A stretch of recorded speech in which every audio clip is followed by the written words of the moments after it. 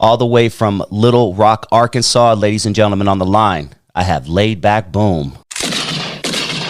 You know, back in Little Rock days, you know, in the 90s, it was bad. Yeah.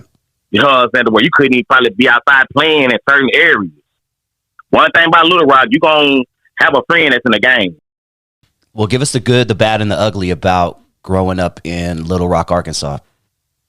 The good and the bad, like, I'm gonna start off with the bad. Really, I feel like this. Like, if you grew up like in the ghetto out here, like in the hoods out here, you gon' get into some shit. Okay, can I cuss on here too? Of course, of course. Okay. Like, if you living in the hood in Little Rock, you gonna get into some shit. You know what I'm saying? Like, you gonna get into some shit, just period. You know what I'm saying? But like, I don't know, like me, I done lost a lot of homeboys. Like, it's a lot I can talk about, you know what I'm saying? But it's a lot I ain't gonna say on here either. But I feel like back in the day, like the good back in the day, to me, everybody was fighting back in the day. Everybody was fighting in my time, you know what I'm saying? And you had like in cliques, like you had probably just about like you probably had about 5, 6 dudes, you know what I'm saying, or 10 dudes, and probably one of them probably got a gun, or 2 of them probably got guns, really. All these guns I see now, man, I didn't see none of these guns back in the day. Like, it's crazy. I'm talking about, man, you get into with these young dudes down here, man, you can't little boy no boy in Little Rock. You try to little boy these dudes down here, they gonna shoot you. Like, it didn't happen most of the times. Like, you know what I'm saying? Like, a lot of these older dudes, they be thinking that's that same little boy that was riding that bike, playing that video game. That little boy done growed up. You know what I'm saying? He's smelling his nuts now. Like, he not that same little boy like when you knew him. So you gotta really respect these young dudes down here, because like they'll knock y'all down here. Like, you trying to little boy them and thinking, oh man, I'm OG, you know what I'm saying? I'm the big homie. You know what I'm saying? They don't care about that. They do not care about that. Now, my generation, we respect the OGs. You know what I'm saying? We don't care if you smoking crack. We just respect the OGs. You know what I'm saying? But the younger generation, man, they don't care. They don't care about your past. They don't care. They don't care how much money you made, how many bodies you got. They don't care. They do not care. I'm telling you. You know what I'm saying? But like my generation, we respected the OGs or whatever. But like the only thing different is like Little Rock, like people were fighting. Of course, you know what I'm saying? Little Rock known for shootings and all that, but back in my time, people were fighting. Like after high school, that's when guns and shit got involved, really, after high school. Like in high school, people had guns and shit, but it wasn't a lot of them, though. Everybody was fighting back then in Little Rock. You know what I'm saying? Like kids that's my age, my generation, yeah, they was banging blood and crip, but they was fighting. They had a problem with each other, they'll fight. They'll fight it out.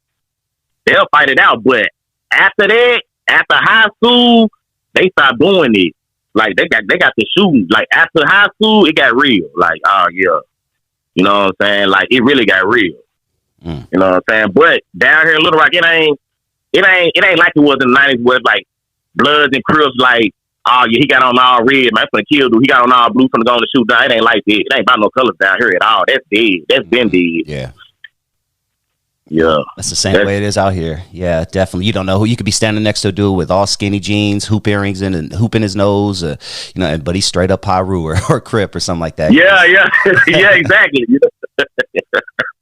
For real, that's how it is down here, though. Yeah. Well, let's go back to 93, man. 93, Little Rock was the murder capital of the country. This is probably when Little Rock really got on the radar of the rest of the country because they were, in fact, per capita, the murder capital of the country. And for anyone who doesn't know what that means that they're a small town, but for the amount of people that they have in that city, they had a high amount of homicides and violent crimes and things like that, as compared to a bigger city like Los Angeles or Chicago or Philadelphia with a much bigger population.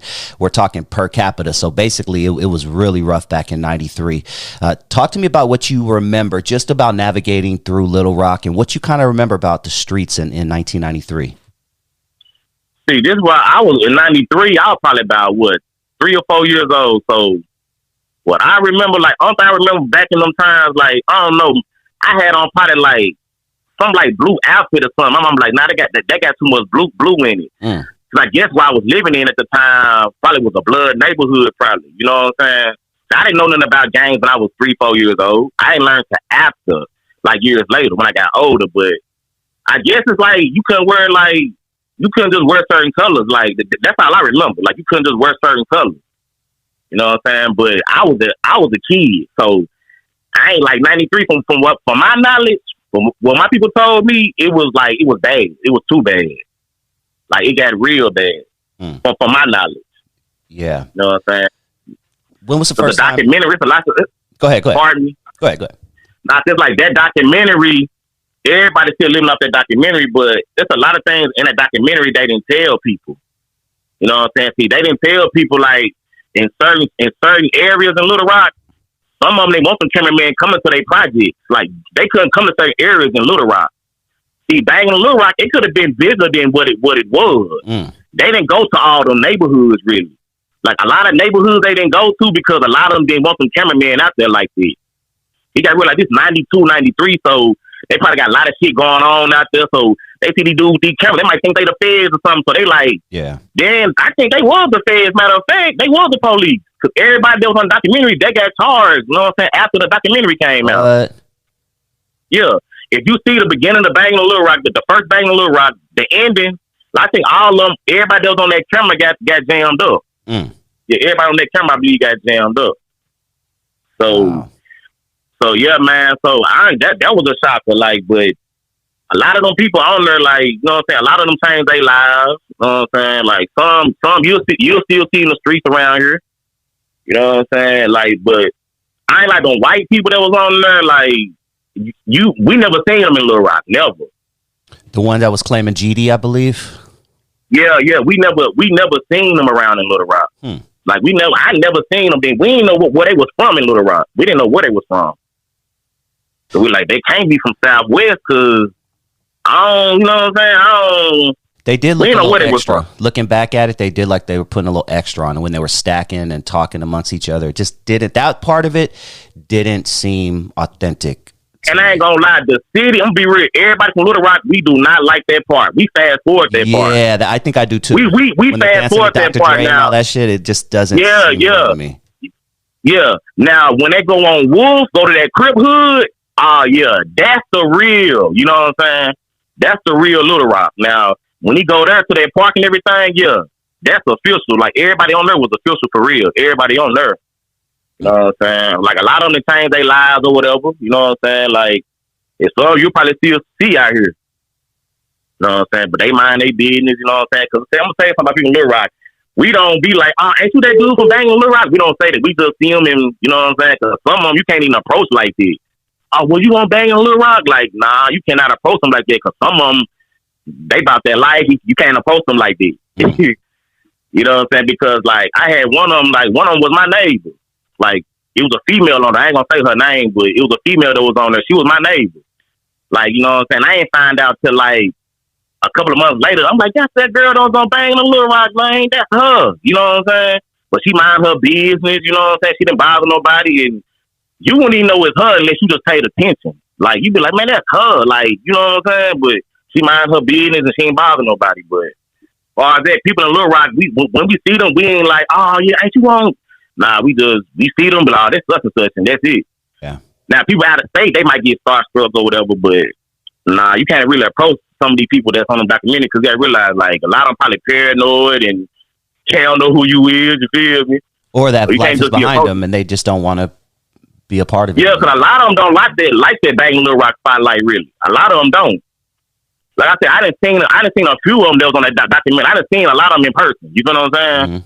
I don't know them person, but I didn't seen them. Like, okay, that's such and such. That's that dude that was on BANGlN Little Rock, but I'm not gonna just walk up on them and be like, oh, yeah, ain't you? Nah, You know what I'm saying?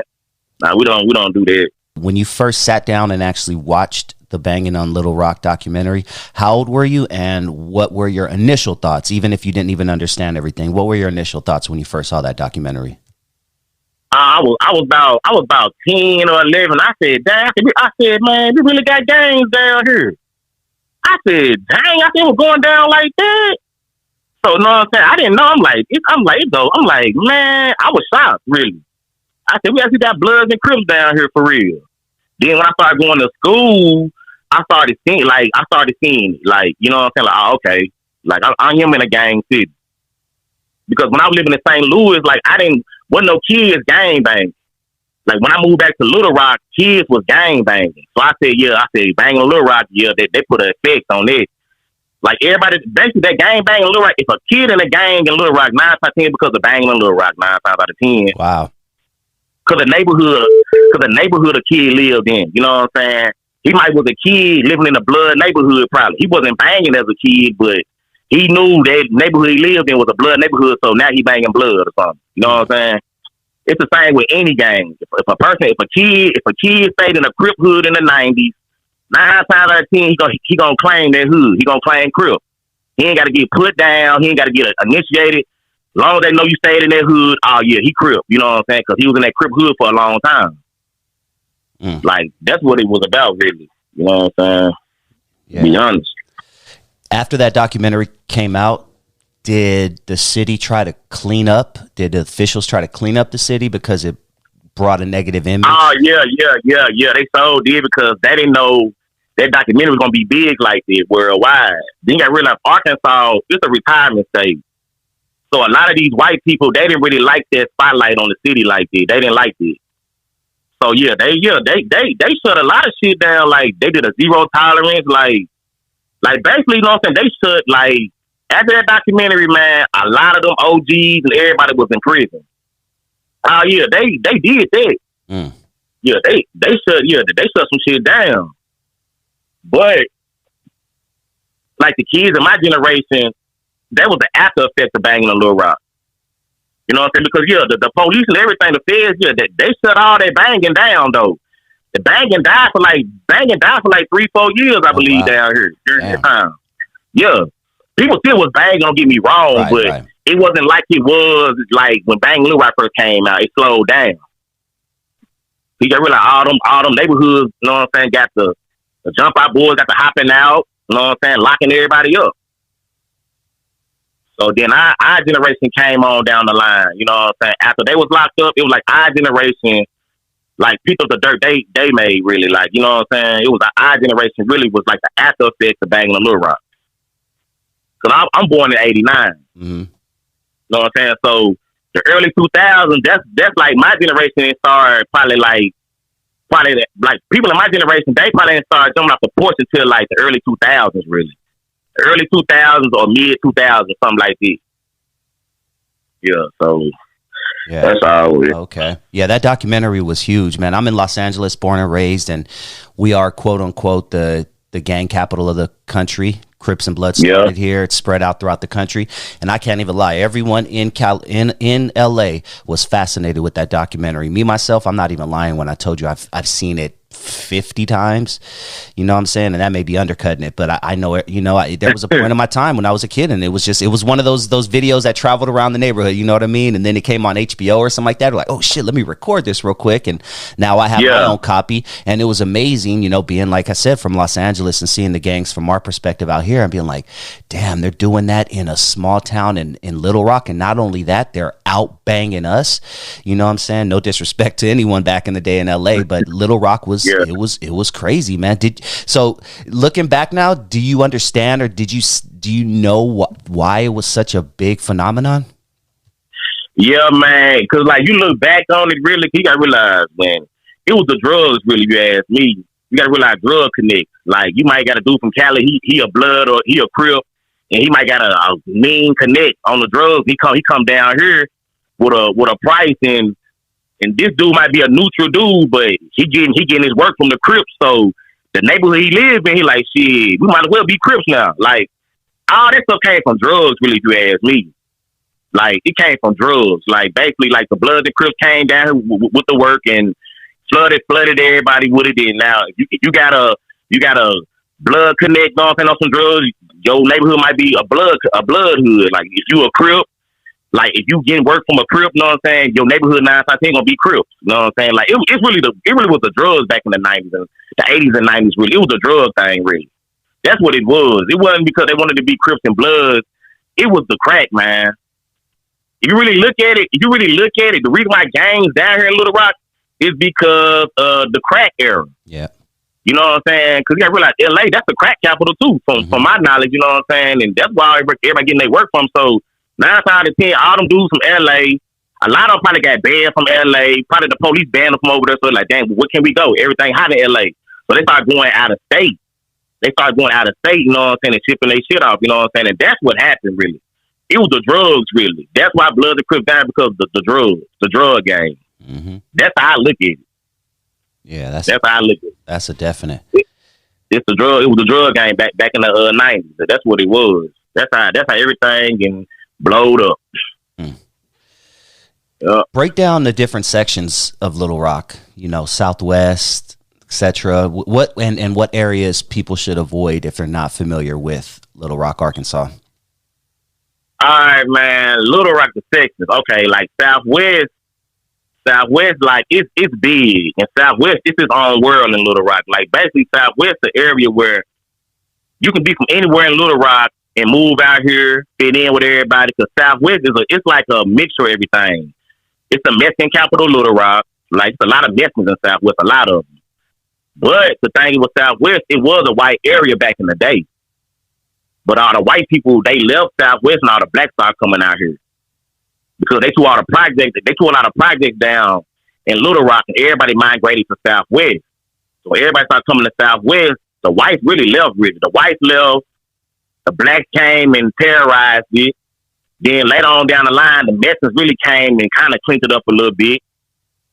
But yeah, like, Southwest, I ain't gonna lie, Southwest, the main spot in Little Rock, you gotta be on your shit. Southwest, really, man, it's really, I'm gonna say, really everywhere, man, you gotta be on your shit.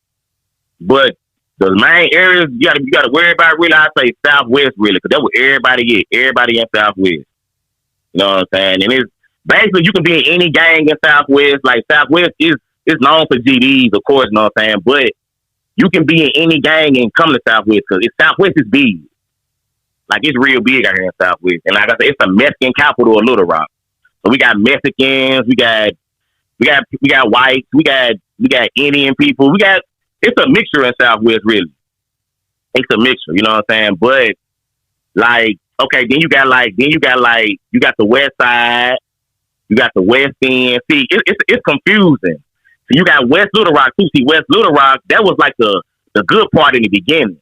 You got West Little Rock, then you got the West Side of Little Rock. The West Side of Little Rock, that's the hood. See, if you're from Little Rock, you understand what I'm saying. You know what I'm saying? Because you got West Little Rock, that used to be like the suburbs, but the hood that came out there now. Then you got the West Side. The West Side, like, you got West Side is big. You know what I'm saying? The West Side big. Then you got the East Side. You got the East End.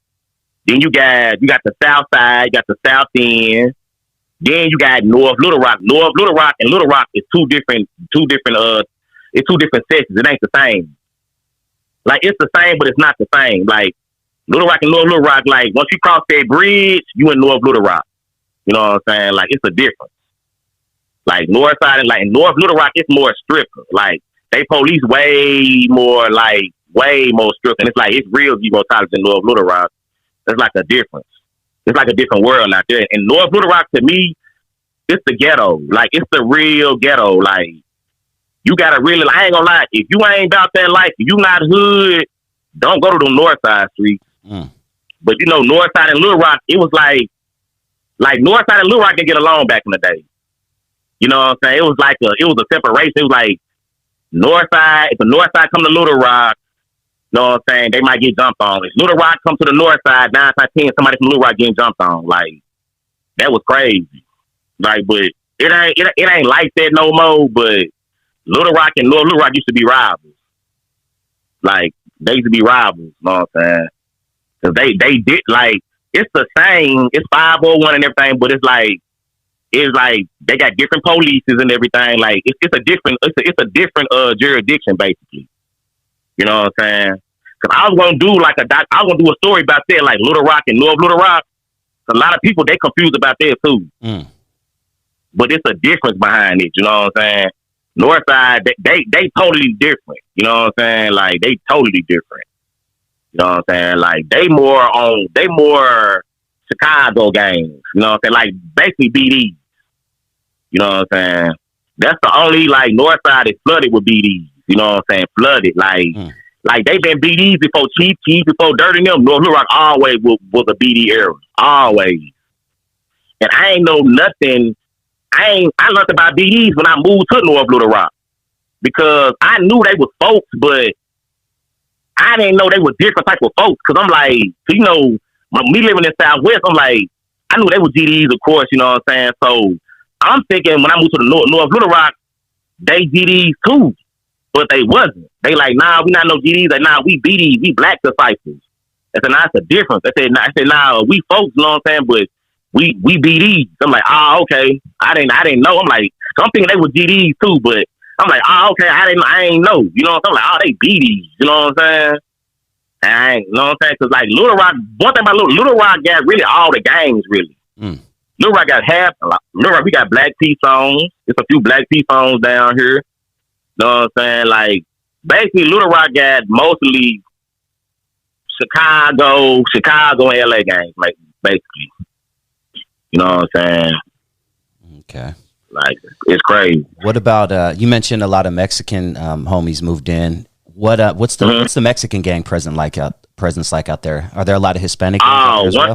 One thing about the Mexicans, they is very secretive, like in Little Rock. See, like the Mexicans down here, they not like the Mexicans in LA and like Arizona or whatever. Like they mind their business really. But don't get me wrong, it's Mexican gangs down here, but they mind their business. It's like a secret world. You know what I'm saying? Like basically, like they not racist or nothing. Like put like this, they don't bother blacks down here. They friendly towards us, you know what I'm saying? But they not just, you ain't gonna catch no black hanging with no Mexican out here in Little Rock. You know what I'm saying? You is not gonna catch no blacks and Mexicans hanging with each other, but they not racist either. Like they got plenty of taco stands out here. Like the food real good too. Like they got plenty of taco stands. Like we spend money with them on food or whatever, but they don't deal with the blacks like that. Like, you know what I'm saying? They ain't gonna deal with no blacks like that. Like, basically, like, if they know you ain't on no bullshit, like, they'll fuck with you. Like, they'll, know what I'm saying? They'll be friends with you, but if they see you on bullshit, they really stick to their race, really. You know what I'm saying? But I can say, they not like them, like y'all people in LA. Like, you know, from what I heard, in LA, if a Mexican see a black, they'll probably kill them in certain areas in LA. You know what I'm saying? Unfortunately, see, down here in Little Rock, it's not like this. Yeah, unfortunately, that's the case. Yeah, but down here, it's not like that though. You know what I'm saying? It's not like that down here. You know what I'm saying? Like, really, like you more like out here, like in Southwest, you ain't got nothing to worry about. You see a Mexican, you really like, oh, okay, like it's really like my race. You got to really worry about. You know what I'm saying? But ain't nobody like really Little Rock. It ain't like it used to be. You know what I'm saying? Like one thing about Little Rock, you can survive out here if you mind your business. If you mind your business, you gonna survive out here. If you hanging around everybody, something's gonna happen 9 times out of 10 to you. You can't be posted up in none of these spots, man. You know what I'm saying? Because you don't know what somebody done did. All you gotta do is just mind your business, like stick and move. You know what I'm saying? That's all you gotta do, stick and move. Yeah, that's the best thing to do. Yep. And I want to let everybody know, because I know if you're not from LA, a lot of people have different misconceptions and things like that. You know, I would say 99% of blacks and Latinos get along out here in LA, but unfortunately there is that section, and usually it's revolving around gangs where if a brown if a black see a brown, it's on and cracking, unfortunately. Right, because that's what I was knowing. Because one thing about it, I was like, man, I was like LA, I was like, dang, this is what you see on TV. You know what I'm saying? You can't. Right. What you see on the internet or whatever. You know what I'm saying? But yeah, like I was like, yeah, they dangerous. Yeah. They dangerous over there. You know what I'm saying? Yeah. Unfortunately, it's getting back to where it was in the 90s, man. It's a lot safer than it was back in 89, 90, because I'm 46 years old. So I remember what it was like in 89, 91, 92. It was a war zone, even for a civilian like myself. You know, thankfully, it's not as crazy as it was back then, but it's slowly starting to get back. I could see it, man. And I just hope we could turn this thing around, because I don't want to be living in another war zone like I was when I was a kid, man. How's it out in Little Rock, bro? Is it getting worse, better with the crime? Like, because shit's it's not like it got worse. Matter of fact, I'm gonna say 2022. You know what I'm saying? Like Cause you remember me like in '93. Right? Matter of fact, like yeah, they beat that '93 record last year. What? So yeah, it got real worse. Yeah. Yeah, Little Rock, it got real worse, but it ain't no gang banging though. It's the younger generation. You know what I'm saying? You know they call Little Rock, you know what I'm saying? Side Rock too, Little Rat too. Okay. Little Rat. You know what I'm saying? But yeah, man, like it didn't got worse. It didn't get worse. Like basically, you can't just be posted up like just toasted. You at the wrong place at the wrong time. 9 times 10, you could be an innocent bystander and get hit up. So that's why sometimes you can't. That's why a lot of people don't go out really. Like, hey, you can go out in Little Rock. Don't get me wrong, but it's just some clubs, really, man. Like you can go downtown to the bar or whatever, get you a drink from the bar. You know what I'm saying? 'Cause I ain't gonna lie, the bars really downtown Little Rock really more player, really. You ask me. Like go to the bar. You know what I'm saying? But them clubs and stuff, yeah, it goes down in the club. It goes down. You know what I'm saying? Yeah. So you got to be on your feet when you're in the clubs down here. Damn. Yeah, I'm looking at it right now, and as of a couple months ago, it says FBI stats shows Arkansas as top state for violent crime rate. Damn. I'm looking at it right now, and as of a couple months ago, it says FBI stats shows Arkansas as top state for violent crime rate. Damn. Yeah, man, it's going down. It's going down. Definitely pray for Arkansas. And you guys call yourself Little Rock, but the irony is we hear about Chicago violence all the time on the news and things like that. But per capita, once again, going back, I would venture and I would bet that Little Rock is more deadlier than Chicago. Not taking anything away from Chicago, but I think it would be safe to say that personally. No, I don't know. Chicago ain't no bigger. Yeah. Because Chicago, it all happens in one area, you know. And once again, I'm speaking out of line, but the majority of the stuff happens. Nah, I see what you're saying. I see what you're saying. For Little Rock to be small like this, like that's dangerous, you know. So I see what you're saying, because like for this to be a small city, that's why Little Rock so like. Reason why Little Rock so dangerous, all the shooting going on, because you might get into it with somebody. Little Rock small. Why think it's called Little Rock? Yeah. It ain't nothing but a little rock we living in. Like it's the capital. It's the capital of Arkansas, of course, but Little Rock is small. Everybody know everybody down here. So you get into it with somebody. 9 times 10, you might see them at the local corner store. You might see them at the local club. You might see them at Chuck E. Cheese. You know what I'm saying? You trying to spend time with your kids. You know what I'm saying? Like Little Rock small like that. So when you want to bullshit down here, like you got to be on your shit, because 9 times out of 10, you gon', like they say, like this saying say, 2 mouths will never meet, but 2 people will. And that's real in Little Rock. That's real. Like that's why you can't get into it with everybody down here, because like you gonna see the person you got into it with. I swear to God you will. These are known facts. You gonna see them. Like basically, like these dudes out here, they'll do something to somebody. They be like, they ain't gonna do nothing, probably whoop. Man, that motherfucker catch their ass, man, catch them off guard. Like, you can't, it's too small to be out here playing with your life, basically. You know what I'm saying? It's too small. It ain't big like Chicago. Little Rock not big like LA. Mm-hmm. Like LA, you might see your enemy probably like 5 years, 10 years later or something. It's big like that. Little Rock, it ain't gonna be no years. It's gonna be probably like a year later or a couple of months. Damn. Like that's how serious it is, you know what I'm saying? Because people seeing their enemies, that's what it is. That's why all this stuff going on. People seeing their enemies, that's what it is.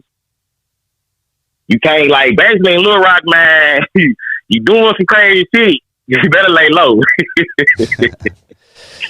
Yeah, man. Go out of town somewhere, because, man, it's real out here, man. Yeah. You know, before we continue, I want to ask everybody out there to check out Laid Back Boom's YouTube channel. Just type it in, Laid Back Boom, LAIDBACK, one word, BOOM, Laid Back Boom. Dude has some dope music. I want to actually jump into some of your music, maybe talk a little hip hop, talk some hip hop stories for the second part of the interview. How's that sound? That sounds good. That sounds good. Cool. First thing I want to know, man. I love hip hop. I love regional hip hop. I know there are a lot of regional stars that are born all over the country in different cities that never really make it to the mainstream or never really get to see the big bright lights. But you growing up, are there any Little Rock rappers that we may have not known about from Little Rock, but I mean, they got a name regionally, maybe sold 10, 15, 20, 30,000 copies of CDs back in the day or anything like that? Anybody you can remember coming up? Okay, this is what I'm going to say. Like, okay, we had a rapper in the early 2000s, you know what I'm saying? His name was Ball Jones. He had this song called Crush This, Crush That. I'm not going to lie. It could have blown up. The whole city was bumping. As a matter of fact, Ball Jones, he from North Little Rock. You know what I'm saying? But people in Little Rock were still bumping it too, though. Like, that's how hard it was. He had a song called Crushing. His name Ball Jones. It was called Crushing. I ain't gonna lie. B-A-L-D? B-A-L-L. Ball Jones. Oh, Ball Jones, all right. Yeah, Ball Jones, yeah. He had a song called Crushing. I'm not gonna lie, the whole city was bumping it. I think it came out probably like 02, 03, or 04. One of them years. I was in middle school then, but I ain't gonna lie, we thought he was gonna blow up.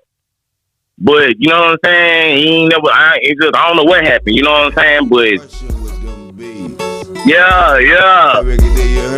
Okay. Yeah, the city, the whole city loved that song. The whole city fucking with that. Yeah.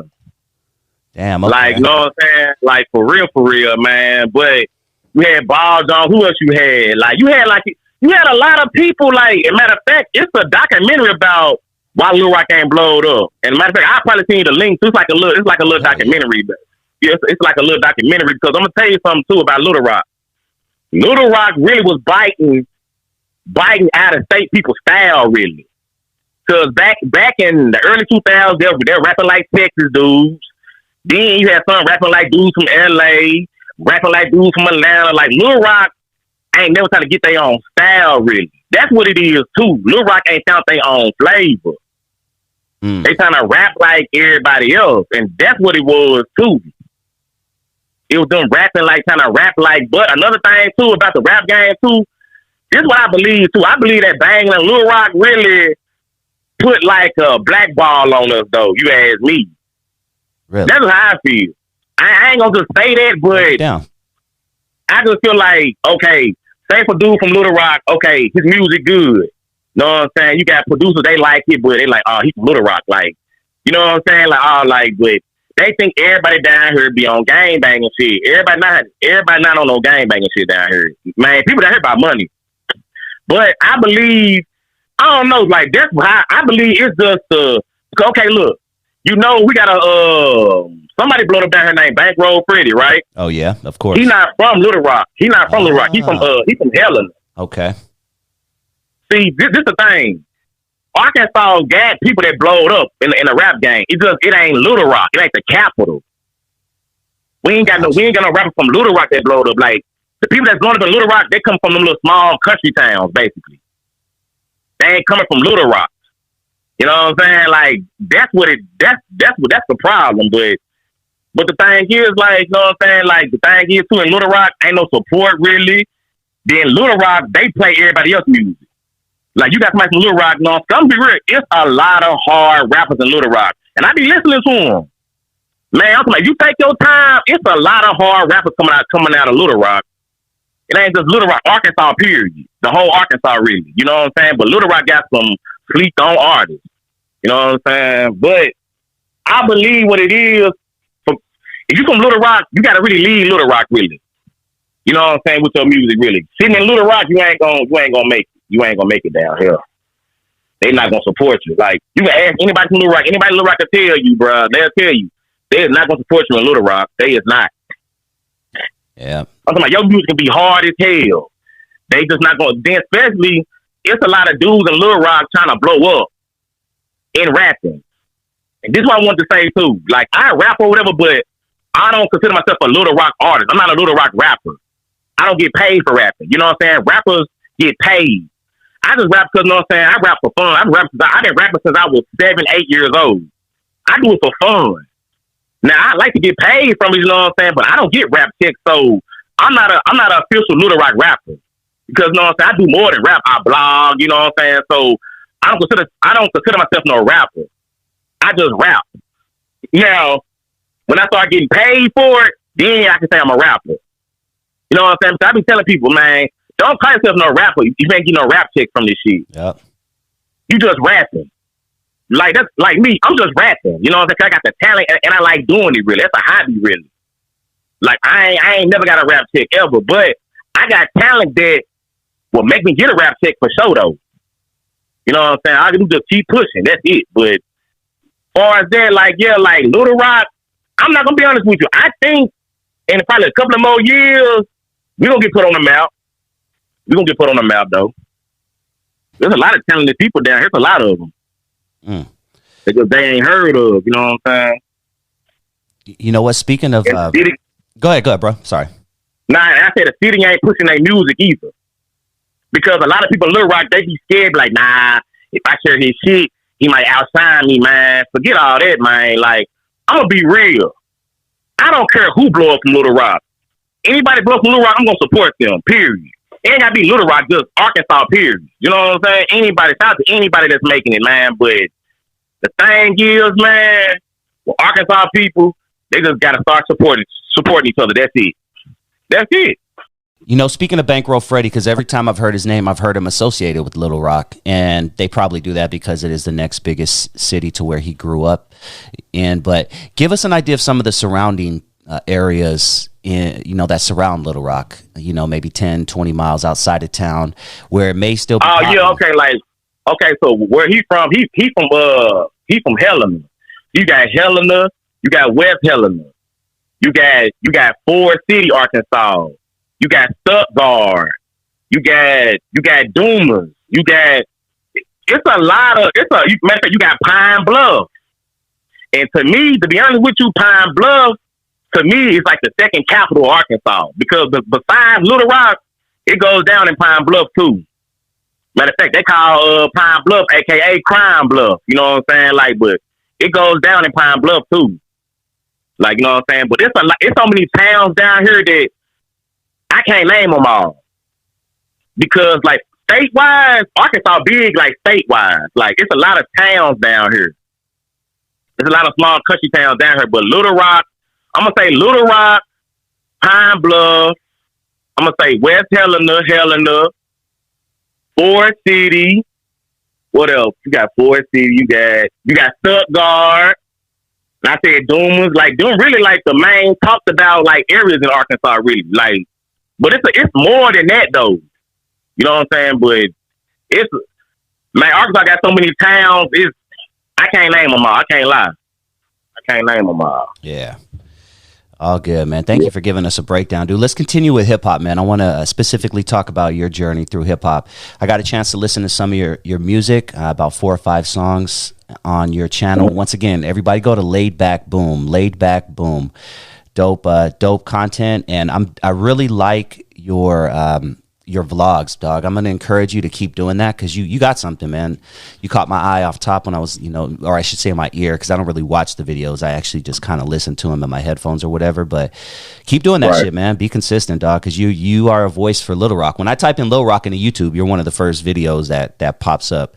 You know what I mean? Oh, okay. Matter of fact, I need to put you on somebody else too. That be blogging. That's from Little Rock. Who's that? You know what I'm saying? My partner, his name Crispy Clean Cliff. Matter of fact, don't say he tells stories about Little Rock too. Pardon me? I was about to say, don't say NHC Snipe. I'm just kidding. Nah. I don't know who is that. He's from Little Rock. He's from Little Rock. He's a youngster. He's in his 20s. But nah. I'm talking about This my homeboy. His name Cliff. His name Crispy Clean Cliff, man. Yeah, I'm familiar with Duke. Yeah, I think I follow him actually, homie. Yeah, right? Duke. It's like Crispy. Yeah. He be telling them good hood stories, man. He had you laughing too. Yeah. That's my dog, man. Yeah, man. But he more consistent than me. Now, you want to check stuff about Little Rock? Know what I'm saying? Get on his channel, know what I'm saying? Because he got a lot about Little Rock. Subscribe to him. I'm looking at it right now. Cliff World TV. KLIFF World TV. Yeah. He definitely has some good talent, too. Yeah. You know what I'm saying? He be rapping, too. He go hard, too. He know how to rap, too. You know what I'm saying? Yeah. Like we all trying to get the internet, that YouTube money. Yeah, man, it's out there, dude. Just be consistent, and I see that you could do that. If anybody could do it, I could already tell you could do it, man. You got the personality, you got the storytelling skills. So yeah, just keep it up, man. But that's a side note. But let's keep it pushing, because I want to talk about your song specifically that caught my ear, which was called "Don't Give Up." Very inspirational song, and in it you mention a few deep things, mainly your mother. You talk about your mother having a stroke in 2008. Would you mind going a little deeper into that and what happened and how that affected her and your family and how it changed, may have changed both of your lives? All right, like, you know what I'm saying? My mama, you know what I'm saying? She got on drugs or whatever, you know what I'm saying? But this the thing. She went on drugs all my life, you know what I'm saying? She got a point in her life, you know what I'm saying? Stuff changed and she got to doing drugs or whatever. She basically, she overdosed. That's how she caught that stroke. You know what I'm saying? She almost died, really. You know what I'm saying? See, I was in job for her when that happened. You know what I'm saying? But what's so crazy, before she caught that stroke, I was in job for her. She called me like, hey, I got the apartment, you know what I'm saying? Come to the house. So I come to the apartment. She said, here go your room. You know, showing me my room, showing me my bed and everything. So, okay, bet. You know what I'm saying? You know, in job for her, you can come home on weekends. They give you a pass to go home on weekends or whatever. So I was like, oh, yeah, okay, mama got the spot. You know what I'm saying? She was fresh out of rehab. You know what I'm saying? I bet I changed her life, but you being around the same people, you're not gonna change. You know what I'm saying? So basically, what happened was, while I was in job corps, I guess she started hanging around the same people. Started back doing what she do, relapse, and you know what I'm saying? She caught a stroke behind it. You know what I'm saying? I was in job corps when I got the news. You know what I'm saying? Because I was gonna move in with her. But when that happened, everything changed. You know what I'm saying? But my mama, she was a hard working mama. Like, you know what I'm saying? Like I said, she didn't get on drugs until later on. Like when I was about 12, 13, really. You know what I'm saying? She was always go to work, come home, work, cook, clean. You know what I'm saying? It was really my daddy was in the street back in the day. You know what I'm saying? But he eventually, you know what I'm saying, changed his life. You know what I'm saying? It got better. You know what I'm saying? But yeah, she caught that stroke, you know what I'm saying, by her smoking. You know what I'm saying? That's how that happened. Damn. Yep, you know what I'm saying? Yeah, and it messed up her speech too. Like she could barely talk now, you know what I'm saying? Like, but she was going to the speech therapy because she messed around and she moved to St. Louis with my grandma and them. Because, you know, remember I told you I got folks in St. Louis. Yeah. You know, I lived out there back in the day, you know, but we eventually moved back to Little Rock. Because most of my mama siblings up there in St. Louis, basically. Like, basically, in the late 80s, early 90s, all of them went to St. Louis. My mama the only one that stayed in Little Rock, really. But she eventually moved to St. Louis in, like, late 98. You know what I'm saying? Then we eventually moved back to Little Rock in the spring of 2001. You know what I'm saying? But, yeah, like, you know what I'm saying? So, basically, you know what I'm saying, she moved back to St. Louis, you know what I'm saying, with my grandma and them, you know what I'm saying, and everything really changed, you know what I'm saying? Like, everything changed. You know, talk to us about St. Louis, man. St. Louis, no joke either. Always in the top 10. See, this thing with St. Louis. See, St. Louis, like, when I moved up there in 98, I was about 8, 9, so when we moved up there, they were like making fun of how we talk. You know what I'm saying? You know, St. Louis, like, they language was more different. So they like, say that again. He said car. It's car. You know what I'm saying? I like, man, I can't help it, man. You know what I'm saying? But you know what I'm saying? St. Louis, they live more faster. Like the kids, like, they move more faster up there than down southwise anyway. You know what I'm saying? But St. Louis, though, I didn't see no bad stuff out there. You know what I'm saying? Because I was a kid. You know what I'm saying? We probably lived in the hood, but I realized I wasn't in the streets. Nothing. I was a kid playing video games. I wasn't worried about who doing this, who doing that. So when we moved back to Little Rock, that's when everything really, I seen everything. But nah, St. Louis, like, they move more faster. And we were there for like 2 years, so I didn't really experience St. Louis like that, really, because we really didn't stay there that long. You know what I'm saying? We just stayed there for 2 years, and we came back to Little Rock. Mm-hmm. Okay. You know, in the same song, And if you guys visit his channel, I definitely encourage this being one of the first songs you listen to. It's pretty deep. But in the same song, you said, I wish you could have stayed clean, but you relapsed. Are you okay with talking about your mom's drug problem a little bit? Was it crack cocaine or? Yeah, it was crack cocaine. Yeah. Damn. You know, do you remember anything about growing up and her doing it, or was it a shock? Like, what do you remember experiencing? Nah, like when I was 12, 13, I got to noticing certain stuff, like certain people coming to the house. You know what I'm saying? Like, man, these people don't, they look like, you know what I'm saying? It's like, we used to tell her, hey, mama, we know you getting high. She'd be like, I ain't getting high. She'd be calling people like, tell them I'm not wood, but we already knew though. We teenagers. We ain't, you know what I'm saying? We ain't dumb. Like she got to hide it from us, but she got so deep into it, she couldn't hide it from us no more. You know what I'm saying? She couldn't hide it. But the thing is, besides that, my mama was a good mama though. I can't lie, but when them drugs came, everything changed. You feel what I'm saying? Like to where I can't be clean with a fresh, like basically going to school. Sometimes I go to school dusty. You know what I'm saying? Like dusty. Like the girls, they like me, but it's like, okay, your gear not right. You know what I'm saying? Like, you feel me? Yeah. They gonna talk to the dude that got the fresh J's, got the clean shoes. You feel me? Like you got on these dust bunnies, man. They don't want to holler at you. Yeah. But nah, man. Like, but that situation, to be real, man, it taught me to be a man, though. To be honest with you. Like, I had to man up, basically. Like, she can't take care of you, bro. It's time to man up. You feel me? Like, that made me stronger than anything. You know what I'm saying? That makes sense. Yes, sir. More independent, I'm sure. Yes, sir. Yeah, yes, sir. Yes, sir. Yeah. Thanks for sharing that, man. I know it's a personal experience that a lot of people unfortunately deal with, man. A lot of people have addicts in their family, and sometimes it's just as close as their mom or dad. So I appreciate that, man. You also have a dope song called I Miss My Thugs.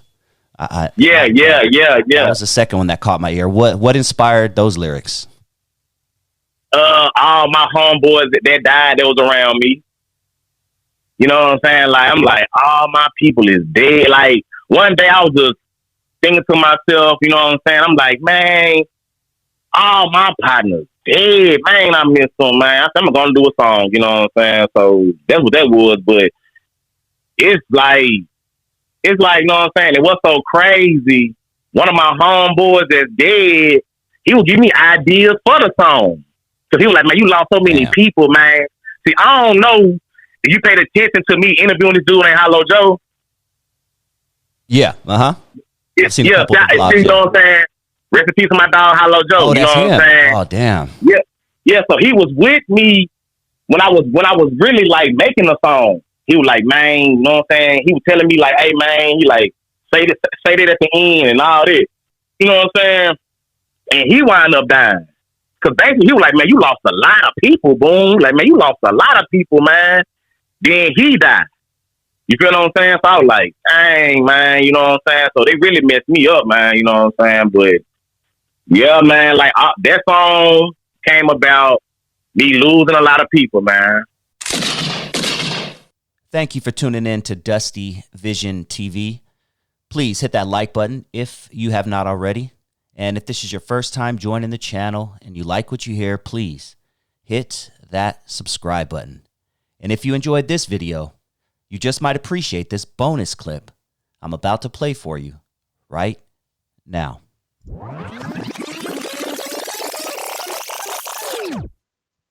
A couple of days later, we used to have a newspaper called the Times Tribune. And a couple of days later, I didn't even know Times Tribune was in the building that night.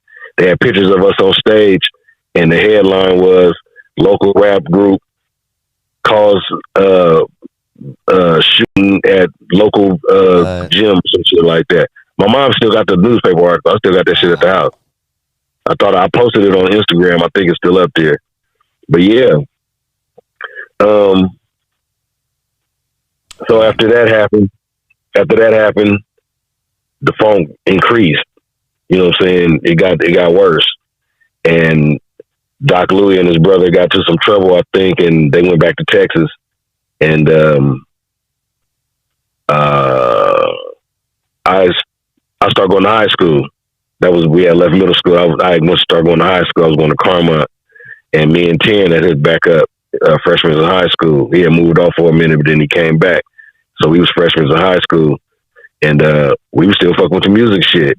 And one day coming home, Michael Washington approached me and see he was at the talent show. He saw, we did get to get a few songs off before the shit popped off.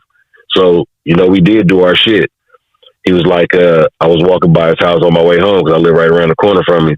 And on the route to the bus stop is from, I get off the bus and then I got to walk past his house to get to my house. And he was out there washing his car and he was like, yeah, Adam, hey man, I seen y'all at the little talent show, man. Y'all was rocking till that little shit went down. He's like, you ever thought about, going in the studio and recording that shit? And at this point, I had already had a little bit of experience recording because, like I said, we was going to Music Annex, spending $100 an hour recording there. You know what I'm saying? So I was like, yeah, I got a little experience, and we was recording at Doc Louis' uncle house, Jabbo house. He lived like around the corner from me, like in the jungles. So we used to go over there and record. I was a little 4-track and shit. So I had a little bit of experience, but it wasn't the quality of like trying to put it out professionally. It was just like mixed down good enough for the neighborhood ballers to listen to because I threw their name and shit in. I did like Too Short, threw their name in so them niggas would play that shit. You know what I'm saying? So,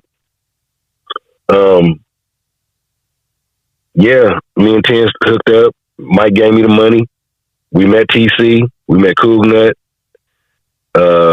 We met the whole Frisco crew at that point. And we started recording. We had a couple of, there was a couple other members in the group in the beginning. It was me, 10. It was MC Silk and my homeboy Zero Lark. Zero Lark was the reason why we met TC because he met TC, and TC used to work at a studio called Bankroll Studio, and he was the engineer in there, and he was a producer. He was making beats and shit, and he was the engineer in there. And somehow Zero Lark, my nigga Dre Gibson from PA, he met TC somehow, or he went there and recorded his shit there. So when Mike gave me the money, I remember because he was riding. He had like a tan 6'4". He used to ride around Goins and shit, and he used to come through slapping his shit and shit. And he used to always pull up in front of my house because he knew we was fucking with the music. So every time he dropped some new shit, he'd come by my house, pull up, drink his little beer, and let us hear his shit slap out. You know what I'm saying? And I was a youngster at that time, so hanging out with that nigga was like cool. Cause that nigga he had a clean ass 6'4". We used to be at Pleasant Fair getting at hoes and all kind of shit. So, and I'm a young nigga. You know what I'm saying? Pulling up in some clean shit like that. And I was like big, like. So I remembered he was riding around passing out demos that he had made, and it had the number and shit on the back. So once Mike gave me the money, I ran to the house and I remembered that shit. I put that shit up just in case. I was stacking on my little bread. I was selling my little rocks and my little sacks of weed on the side, trying to build up some time to build up some money to get some studio time. But Mike had it, so you know what I'm saying? He had it. So we met TC, or we went through Dre. I called TC, introduced myself, asked him how much studio time costs. Long story short, because I'm sure people probably heard a little bit of this story before. He gave me the bread. We went up there to San Francisco, met TC, introduced the TC Cougnut all in the same day. Booked the studio time and went home and prepared some shit, wrote some shit. We had a couple little ideas, a couple little beats that we wanted to jack and shit, and want to flip or whatever, and we just start putting some shit together. Let's talk about Mike D, who was very instrumental, obviously. Yeah. And he unfortunately ended up losing his life early on, correct? Yeah. Yeah. Talk to us about what happened around that time. Okay. So all this story runs right into each other. So we meet TC, we start recording. Eventually members start falling out the group. Zero Lark and Mike had a fallout, so Zero Lark got kicked out the group first. And then Treese, I don't know what happened with her. She left for personal reasons. She just stopped coming around. She started doing her own thing, I guess. So she was out the group. So it was just me and 10. So we started recording another album. We recorded an album called Crazy Shit. We had like 13 songs on there. We had some slaps on that motherfucker, you know, so that was a nice album.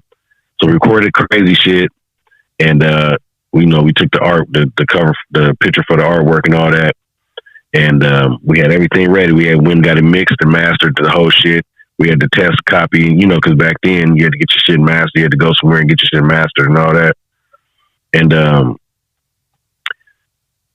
that weekend, that Friday, we usually meet up on Friday at Martin Luther King Park, which is in the G, and watch the little kids play softball. I used to love to, sit out there and watch the little kids play softball and sit out there and smoke his weed and just think, like, because it used to be quiet and peaceful, you know what I'm saying? And he was like, yeah, man, we finna present this shit to the press. It's gonna take a couple weeks. Woo, woo, woo. We're gonna hit all the records. So he was basically laying out the blueprint of what he wanted to do, what he had already planned out. You know what I'm saying? He knew a lot of motherfuckers in every city in the Bay Area. The nigga was famous all over the Bay Area, all over Northern California. So he was like, yeah, we're gonna do this, and that. So he's like, cool, bro, hell yeah. He had just got his car out the shop, I believe. He had a convertible Skylark, candy red, bone white interior, triple gold ones, clean as fuck, super slap, clean as fuck. He had just got out the shop. I don't know if he got it painted or something happened to it or something. I think he put some brand new rims on that motherfucker. He had just put the gold ones on, 5-time gold ones on that motherfucker. And he said he had bumped this little chick. He was going to Oakland, and he'll be back, tomorrow, this was Friday when we used to meet up on Friday. Me, him, and Teen used to meet up on Fridays. And he said he'd come back Saturday and whatever. So we did. We left. We went and did our thing. I live right around the corner from him, so I went to the house. And about noontime, we went outside. Me and my brother sitting outside in the front, chilling, talking and shit. And Mike D. brother ran up the street. He ran to the corner of our street and was screaming, Mike D. dead! Mike D. dead! And we was like, what? Everybody that was out there ran down there. And we was like, bro, what are you talking about? He said, man, they killed Mike D, man. Mike D dead. He died.